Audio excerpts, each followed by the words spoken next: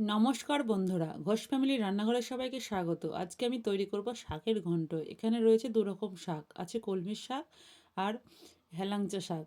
এবার আমি শাকগুলোকে ভালো করে কেটে ধুয়ে নিয়েছি।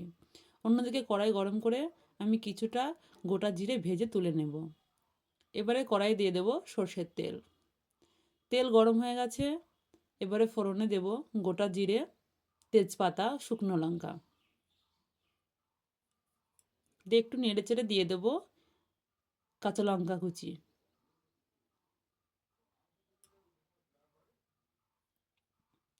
একটু ভাজা ভাজা হলেই দিয়ে দেব ডালের বড়ি।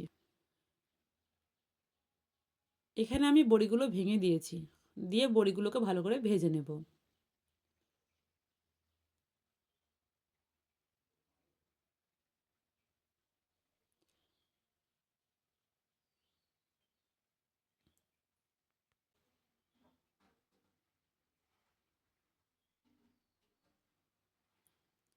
বড়িগুলো আমার লাল লাল করে ভাজা হয়ে গেছে। এর ভিতর দিয়ে দেব কেটে রাখা শাক, দিয়ে নেড়ে চেড়ে আমি ঢাকা দিয়ে দেব।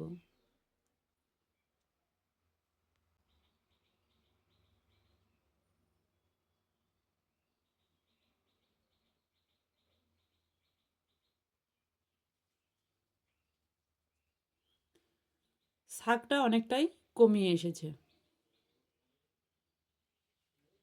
এবার আমি এর ভেতর দিয়ে দেবো পরিমাণ মতো হলুদ আর পরিমাণ মতো লবণ।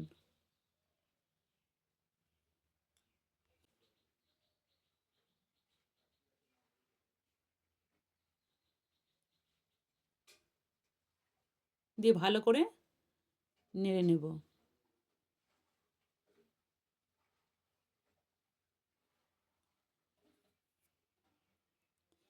এবারে এর ভেতর দিয়ে দেব কেটে রাখা বেগুন। বেগুন আপনারা চাইলে আগে থেকে ভেজে নিতেও পারেন।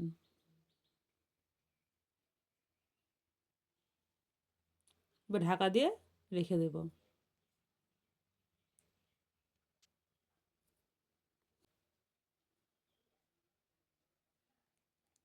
এইভাবে আমি ঢাকা দিয়ে দিয়ে শাকটা রান্না করে নেব।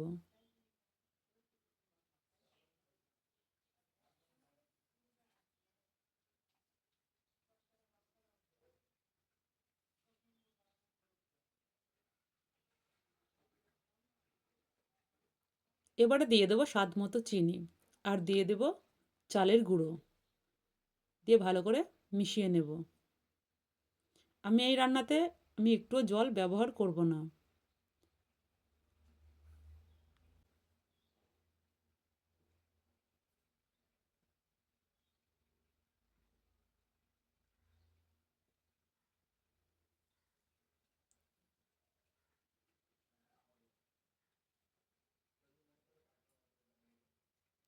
এইভাবে ঢাকা দিয়ে দিয়ে রান্না করে নেব, তাহলে আমার বড়ি বেগুন সমস্ত কিছুই সিদ্ধ হয়ে যাবে।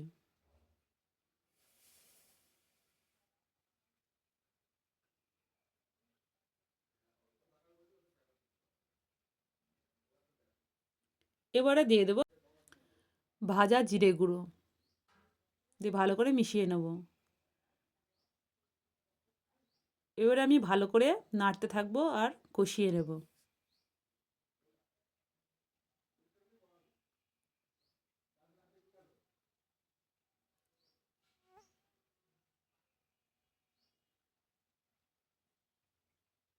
এইভাবে শুকনো শুকনো করে নেব।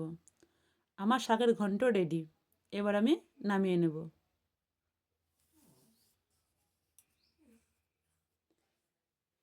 এইভাবে আপনারা তৈরি করে খাবেন, দেখবেন খুব ভালো লাগবে। আমার রেসিপি যদি আপনাদের ভালো লেগে থাকে তাহলে লাইক, কমেন্ট, শেয়ার এবং সাবস্ক্রাইব করে দেবেন। ধন্যবাদ।